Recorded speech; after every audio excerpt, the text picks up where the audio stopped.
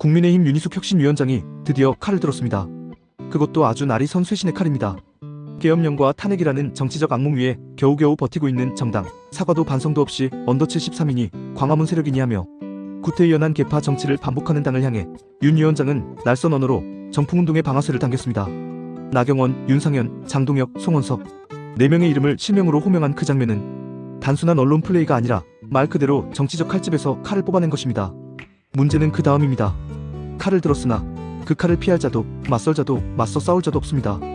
당은 꿈쩍도 하지 않습니다. 마치 아무 일도 없었다는 듯합니다. 쇄신의 칼날은 공허한 메아리로 돌아올 뿐입니다. 윤 위원장의 고군분투가 돋보이지만 당의 지도부와 중진들은 귀를 닫고 눈을 감은 채 현실을 외면하고 있습니다. 윤 위원장의 기자회견 내용을 보면 그의 분노는 단순한 정치적 수사에 그치지 않았습니다. 사과는커녕 인적 쇄신도 거부하고 과거 단절 필요성을 부정했다. 윤석열 전 대통령 부부와 절연하지 않으면서 광화문 세력을 당 안방으로 끌어들였다. 국민과 당원에게 계엄령은 악몽이다라는 표현은 정치적으로 매우 강한 메시지를 담고 있습니다. 윤 위원장은 명백히 국민의힘이 아직도 과거와의 단절을 하지 못했으며 오히려 그 과거에 머물려 하고 있다는 사실을 직시하고 있습니다.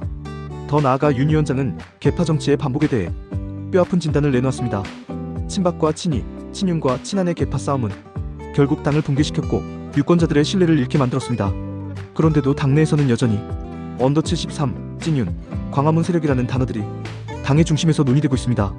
당원들의 절규와 국민의 실망은 도외시된 채 권력욕과 계파 사슬 속에서 벗어나지 못하고 있는 것입니다. 윤 위원장이 정풍운동에 서막을 올리며 실명을 거론한 것은 중대한 정치적 결단입니다.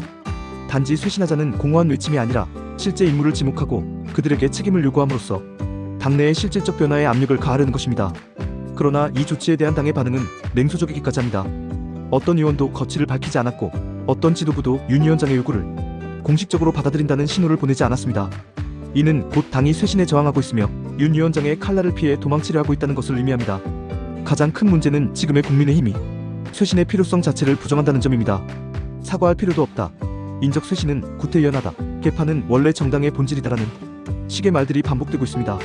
이는 지난 대선과 총선에서의 참패가 아무런 교훈도 남기지 못했다는 것을 보여주는 지표입니다. 당은 여전히 윤석열, 광화문, 친윤이라는 낡은 고리에 목을 메고 있으며 그것이 곧 자신의 정치 생명이라고 착각하고 있습니다. 특히 윤 위원장이 계엄은 계몽인가 추억인가라고 질문했던 부분은 현재 당이 처한 상황을 극명하게 드러냅니다. 2024년 12.3 계엄령 시도는 헌정사상 최악의 민주주의 위협이었으며 윤석열 전 대통령은 그 책임으로 탄핵을 당했습니다. 그럼에도 불구하고 그를 추종하고 계엄령에 침묵했던 자들이 지금도 당을 지배하고 있습니다. 윤 위원장의 말처럼 이것은 악몽이고 그 악몽을 정당화하려는 시도는 또 다른 배신입니다. 윤 위원장이 이번에 실명으로 지목한 4인방은 모두 과거 정권 또는 당의 실패에 깊이 연루된 인물들입니다.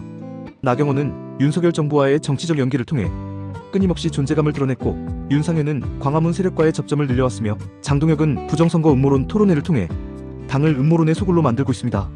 송원석은 비대위원장으로서 당 쇄신보다는 계파 이익에 충실했다는 비판을 받고 있습니다. 이런 인물들이 여전히 자리를 지키고 있다는 사실은 당이 쇄신을 진심으로 원하지 않는다는 방증입니다.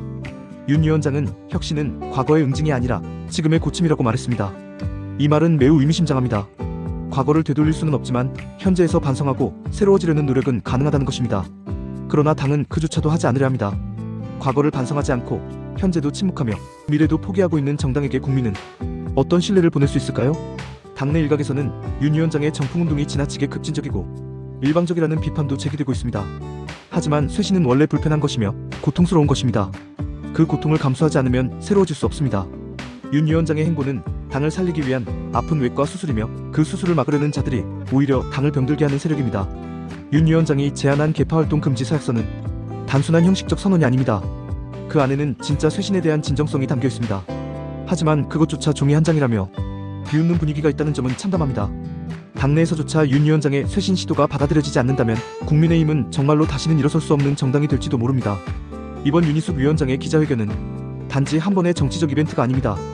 그것은 이 당이 지금 어떤 병에 걸렸는지를 정확히 진단한 의료보고서이며 동시에 처방전입니다.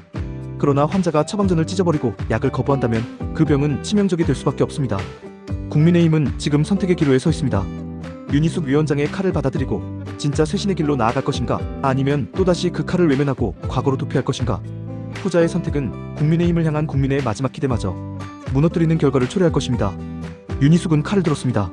그러나 그 칼이 무엇을 베어낼지는 국민의힘의 선택에 달려 있습니다.